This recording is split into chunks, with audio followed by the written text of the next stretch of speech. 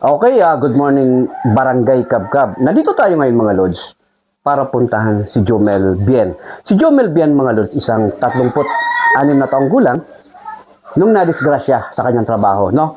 Nakuryente siya mga Lods na naging sani ng pagkaputol ng kanyang binte. So dahil sa panawagan ni Jobilin, ng kanyang kapitbahay at ni Sir Gary Cantaleo, agad nating tinugunan yung kanilang panawagan na mabisita si Jomel. Si Jomel mga Lods, isang binata na dapat sana nagiging breadwinner ng pamilya. Pero dahil sa kanyang kalagayan mga Lods, hindi na makapagtrabaho, nang tanging umaalalay sa kanya, yung kanyang tatay na si Jober. Okay, mga Lods, kakapanayan natin si Jomel para malaman natin, no, kung ano yung pwede nating may tulong at ang maiparating natin sa ating mga sponsor. Okay, Jomel, good morning. Kwento mo, anong nangyari? Bakit naputulan ka ng ano? Na-kuryente. Nangyari yan? Kasabaho ka? Okay, tapos, bakit nakuryente ka? Di mo ano? May nahawakan kang mga wire o ano? May ano kasi may roller. Gapintura ka. Pintor pala mga Lods, no? Tapos, Hindi ko na pansin may wire. Lods, pakita mo to. Pakita mo, Jomel. Ito yung makuyog, di man? Ito yung naging damage yung mga Lods, no? Sa kanya. Ayan. And then, naputulan siya ng paa. So, Jomel, ilan kayo magtugang? 7. So, panganay ka. Pilang taon na sir ang bunso niyo? 10 taon. Ate, asa na nagumo sir? Kundi mo. Trabaho tayo, kaya tinamalabo mo kasi. Hindi ko niya na yan. So ngayon, ang biga-asahan nyo yung pagkikipaglabadan ni... Nababilis ako pumanipag at trabaho okay. Ito mga Lods yung bahay nila, no? Ito yung mga naging bunga ng pagsisikap ni Jomel. Napakasipag na hindi inuuna niya muna yung pamilya bago yung kanyang sarili. Pero sa ganitong kalagayan mga Lods, napakalabo na makapagtrabaho at nangangailangan ng ating gabay. Muli mga Lods, humihingi tayo ng tulong sa Garpo ng Buhay. No? Yung Garpo ng Buhay mga Lods was founded by anonymous sponsor mula San Francisco, USA na hindi nagpapabaya sa atin na tulong sa atin. Sir, ito yung kalagayan sir ni Jomel from San Francisco, USA.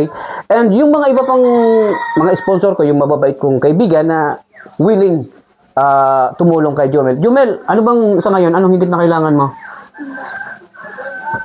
Diaper rin ako. Diaper lang talaga? Ano. Okay. Actually, sir, di ako hindi ako bumili ng diaper kasi di ko alam yung pangangailangan. So, siguro bago ko alis, mag-iwan na lang ako ng kunti lang na muna na pangbili ng diaper, pero sa susunod na araw, babalikan ko kayo, sir, and mga sponsor dyan, sana matulungan natin pang diaper. Ano pa, sir, ang higit na kailangan? May saklay mo dyan. May saklay ka ba? Ano klase ang saklay mo? Bahilin mo daw, sir, sa kuya saklay mo. Pading doon. Ito na, magagamit na natin yung pinamili mo saklay. Sana mabigyan natin. Jomel, Okay. Ito mga Lods yung kalagayan ni Jomel, yung sa ganitong edad, 30 years old. Nagkaroon ka sa ng girlfriend. Ngayon, saan yung girlfriend mo ngayon? Break na kami. Dahil sa nangyari? Hindi, awat na kami. Bago pa nangyari yan, break na kayo. Ano pangalan ng girlfriend mo?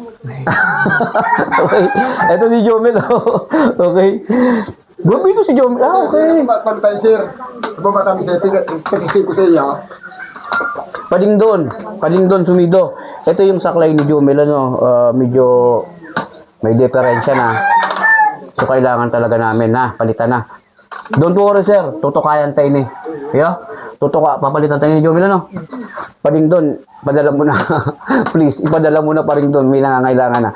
Okay, yung nanay ni Jomel, naglalabada para kahit papano kumita para sa pamilya. Ilan ang anak mo, sir? Ito tayo sir. Wala kang trabaho. Wala na dito. Dahil binabantayan mo siya. Paano yung nakatawid yung pang-araw-araw? Padala kami pagkaon nila. Pagkain lang talaga. Paano pagdaing na pa dahil? Sabi nga, gamit nila, agad sa muya. Okay. Ito mga Lods, ang dami na natin pinuntahan. Ang dami ko nang natulungan. first time ako nakakita ng ganito na sa kanyang edad na dapat sana ini-enjoy niya yung pagkabinata niya, natulog siya sa pamilya. Napakasaklap ng sad to say, ano, ito, naputulan ng binte. Sa tingin niyo makakapagtrabaho pa yan mga lods? Wala na, hindi na, di ba? So sana matulungan natin ang garapon ng buhay. Muli, duduko tayo ng pundo doon para kahit papano matulungan natin si Jomel sa kanyang pang-araw-araw na pangangailangan. Jovelyn, halika dito, Jovelyn. Nahiya si Jovelyn. Yung isang, ito talaga si Jovelyn, ito yung nangungulit sa akin. Napupuntahan ko na si Jomel. And medyo natagalan lang talaga yung punta ko kasi nililibot ko yung isla, no? Hindi lang Kabkab, nakakarating kami ng Pandan kasi marami kami tinutulungan. So ngayon ako nagkaroon ng time na bisita si Jomel. Jomel, manawagan ka, Jomel, sa mga sponsor ko para makahingi ka ng tulong. Hindi ka masupog. Sa gabos tayo may maray na buot. Kaya lang tayo dito na tabang. Kaya bilis kung kaya mail, at ito siya lang yun. Kaya lang, Kaya pa ba? As in, nasapo? Sapo. hindi tayo, Okay lang bang ipahiling? Sige lang, okay. Mahal lang itang bilis pa ka, isang punta na dyan. Kasi mga doktor na siya naman, hindi pa talaga magagata. Uya, day pa man. Okay, may tinulungan akong from Bato, Marinawa Bato, ganyan din ang kaso kay Jomel. Nagkaroon siya ng artificial leg because of boste. Boste, sana makarating sa'yo to. Jomel nangangailangan ng artificial feet. No? Magko-comment po kayo mga lods sa comment section ko kung sinong pwedeng makatulong ng artificial feet or saan mang ayon siya ng gobyerno na pwede natin mailapit na magkaroon si Jomel ng artificial feet. Ano kasi kahit pa paano makikita niya man lamang no, yung kagandahan ng Kabkab, mapesta pa naman. Ano Jomel? Okay? Ayun sir, ikaw manawagan ka sir. Nakakalapit ka ba kay Boste? Hindi ka pa nagka-Boste? Sa mga ganitong sir, sa mga ganitong pagkakataon, bigahari ng supog, no? Kapalanin mo ka, kasi kapakalan ng anak mo. Ako din, akong supog sir, nawala na yung hiya kong mga lods, hindi para sa akin, hindi para sa pamilya ko, kundi para sa mga taong tinutulungan ko. Kaya nanglilimos ako, hindi ako nahiyang manlimos kahit binabas na ako kung ano sinasabi nila sa akin. Hindi ko pinapansin kasi ang iniisip ko, yung taong tutulungan ko, yung mga katulad ni Jomel. No? Okay, si Lord ng bahala sa mga taong nanghuhusga. Ano, nanay? Basta ako nakikita ni Lord yung pagtulong ko. Okay, muli, Barangay Kabkab. Have a nice day mga Lods. Picture na tabi, Inday.